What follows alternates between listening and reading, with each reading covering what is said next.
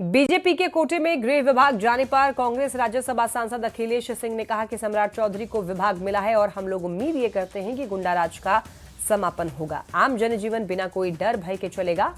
वहीं क्या बीजेपी के दबाव में है जेडीयू वाले सवाल पर अखिलेश सिंह ने यह कहा है कि बीजेपी को दबाव में रहना ही पड़ेगा। बीजेपी बड़ी पार्टी है और केंद्र में भी उनकी ही सरकार, तो इनका कहना है कि बीजेपी के दबाव में इनको रहना पड़ेगा। राज का समाप्ति हो, अब सम्राट जी को मिला है। अब हम लोग उम्मीद करते हैं कि गुंडा राज का समापन होगा। आम जनजीवन बिना कोई डर भय का चलेगा। और क्या बीजेपी के दबाव में है जेडीयू सर। बीजेपी के दबाव में है जेडीयू, तो बीजेपी के तो दबाव में रहना ही नहीं पड़ेगा। बीजेपी बड़ी पार्टी है, सेंट्रल गवर्नमेंट उनका है, तो बीजेपी के दबाव में नहीं रहेगा। बीजेपी नहीं रहता तो कहाँ मॉडल की बात हो रही है। बिहार में योगी मॉडल चलेगा। योगी मॉडल बिहार में कहाँ चलेगा यार, बिहार दूसरा स्टेट है। राजधानी पटना में ठंड ने दस्तक दे दी है। ठंड के दिनों में राजधानी जलाशय की खूबसूरती देखते ही बनती है। अलग अलग देशों से पक्षी हजार किलोमीटर सफर करके पटना पहुंचते हैं। तो इस वक्त राजधानी जलाशय में लगभग 10,000 पक्षी आ चुके हैं। राजधानी जलाशय में चारों तरफ से सिर्फ और सिर्फ पक्षी ही नजर आ रहे हैं।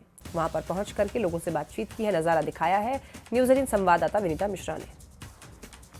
खूबसूरत पक्षियों का नया ठिकाना पटना बन गया है। जी हां, ठंड की शुरुआत हो गई है और ठंड की शुरुआत में राजधानी जलाशय में हजार किलोमीटर दूर से जो पक्षी है वो आने लगते हैं। और राजधानी जलाशय की खूबसूरत तस्वीर हम आपको दिखाते हैं। ये देखिए, राजधानी पटना में स्थित राजधानी जलाशय में आपको एक से बढ़कर एक और खूबसूरत पक्षी नजर आ जाएंगे। और ये पक्षी बिहार के नहीं है, बल्कि अपने देश के भी नहीं है।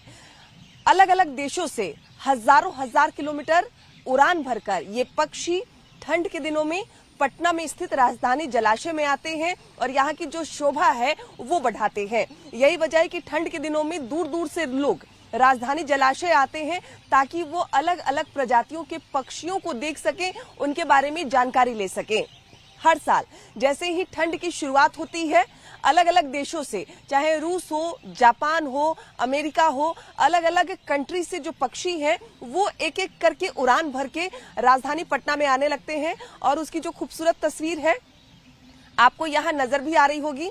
कई अलग अलग प्रजाति के जो पक्षी हैं वो ठंड के दिनों में यहाँ आने लगते हैं। और ये जो बड़ा सा जलाशय है राजधानी जलाशय में, ये जो बड़ा सा तालाब आपको नजर आ रहा होगा, इस वक्त सिर्फ और सिर्फ अलग अलग पक्षी ही इस जलाशय में नजर आ रहे हैं। चिड़ियों की जो चहचहाहट है वो यहाँ आपको जरूर सुकून देगा। और ये देखिए, जो पक्षियों की खूबसूरती है वो यहाँ नजर आ रही है। उड़ान भरते हुए अलग अलग जो पक्षी हैं वो यहाँ नजर आ रहे हैं। और वाकई राजधानी पटना की खूबसूरती अगर आपको अभी देखनी है, विदेशी पक्षियों को अगर आपको देखना है, तो आपको राजधानी जलाशय आना होगा।